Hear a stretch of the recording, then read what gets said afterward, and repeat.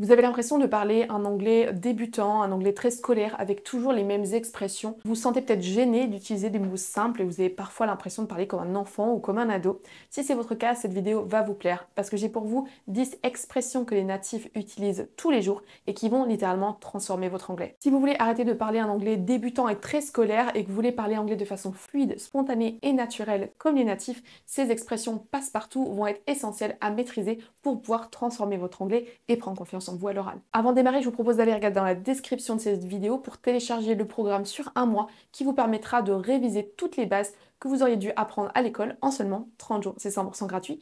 Il suffit de cliquer sur le lien ou flasher le QR code à l'écran. Démarrons directement par la première expression, ma préférée, it's a game changer. A game changer. Littéralement, ça change le jeu, ça change la donne. Vous avez peut-être deviné la traduction française, ça change la donne, ça me change la vie, ça me facilite la vie.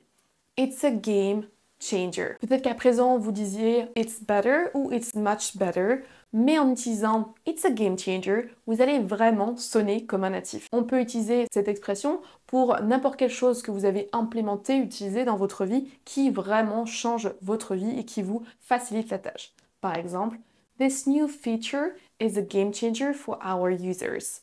This new feature is a game changer for our users. On pourrait dire par exemple, buying an electric bike has been a game changer for us.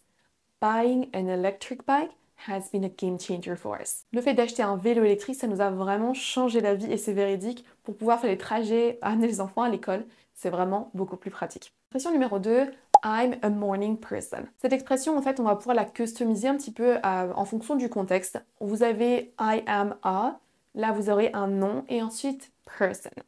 Vous pouvez dire I'm a morning person, I'm a coffee person, I'm a tea person, I'm a car person.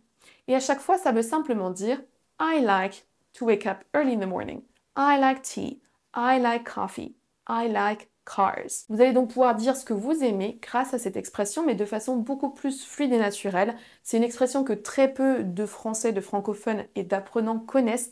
Pour autant, elle est très souvent utilisée à l'oral. Vous voyez par exemple dire I'm a morning person, so I like to wake up early in the morning. I'm a morning person. I like to wake up early in the morning. On peut également utiliser cette expression à la négation. Donc si vous n'aimez pas le café, les voitures de sport ou je ne sais quoi, vous pouvez dire I'm not a person. Par exemple, I'm not a coffee person. I prefer to drink tea. I'm not a coffee person. I prefer to drink tea. Vous allez donc pouvoir utiliser cette expression pour varier un petit peu, ne pas toujours dire I like tea, I like coffee. I like books, I like travel. I'm not ou I am a person sera une très bonne alternative à utiliser. Numéro 3, vous allez pouvoir dire I'm in ou I'm down. Lorsque vous voulez répondre de façon positive à une proposition, à une invitation par exemple. Peut-être qu'aujourd'hui vous dites it's okay for me ou I want to come. Le fait d'utiliser I'm in ou I'm down va vous faire paraître beaucoup plus naturel et fluide. I'm in, I'm down, je suis partant, j'en suis. Par exemple, if you want to go hiking this weekend, I'm in. If you want to go hiking this weekend, I'm in. I'm down to go to the movies later. I'm down to go to the movies later. Je suis partant pour aller au cinéma plus tard. Vous pouvez aussi vous en servir simplement pour répondre à une invitation. Par exemple, Are you coming to the restaurant with us tonight? Are you coming to the restaurant with us tonight? Yes, of course, I'm down. Yes, of course, I'm down. Expression numéro 4 que j'aime beaucoup également, it works wonders. It works wonders. Vous pouvez simplement dire it works pour dire ça fonctionne, ça marche. On peut dire it works for me pour dire ça me va. It works for me. Et l'expression it works wonders se traduira en français par ça fonctionne, ça marche à merveille. Par exemple, this herbal tea works wonders for my sleep. This herbal tea works wonders for my sleep. Numéro 5, une de mes expressions favorites parce qu'elle est vraiment passe-partout et on peut l'utiliser à toutes les sauces. It's a must plus un verbe. It's a must do, a must visit, a must read, a must watch par exemple. Là, en fonction du verbe que vous allez dire, on va s'utiliser dans différents contextes. Plutôt que de toujours dire you have to read this book, you have to visit this museum. Vous allez pouvoir utiliser it's a must do, it's a must read pour pouvoir suggérer à quelqu'un de faire quelque chose en lui disant que c'est vraiment quelque chose à voir, à faire ou à lire par exemple. This museum is a must-see when you are in town. This museum is a must-see when you are in town. A must-see, là c'est à voir absolument. This book is my favorite of all time. It's definitely a must-read. This book is my favorite of all time. It's definitely a must-read. En gros, c'est absolument à lire. Un autre contexte, if you travel to London, Tower of London is really a must visit. If you travel to London, Tower of London is really a must visit. Donc si tu voyages à Londres, la Tour de Londres est vraiment absolument à visiter. Vous allez donc pouvoir utiliser cette expression it's a must do, a must visit, a must watch, etc.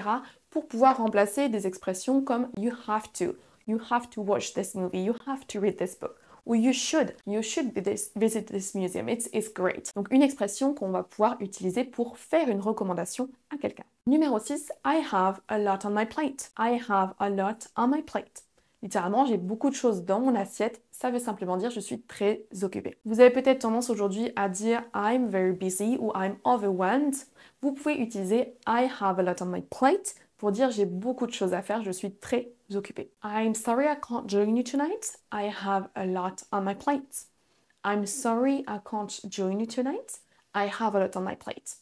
Next we have, it's a deal breaker. A deal breaker. Là, mot à mot, on casse le deal, on casse l'arrangement qu'on avait.